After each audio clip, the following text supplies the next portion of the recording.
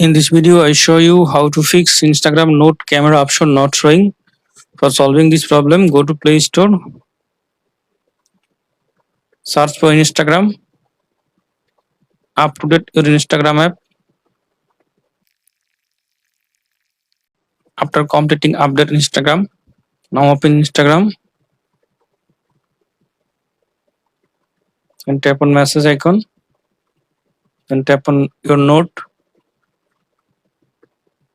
There is no camera option. Now tap on your profile icon. Now tap on three line.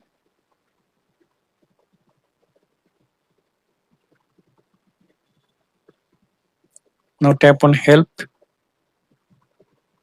Now tap on report a problem. Turn off this. Then tap on again report to problem. Include and continue. And type your problem here. Instagram Notes camera option not showing. Please fix this problem as soon as possible. Then send. I hope that Instagram fix your problem.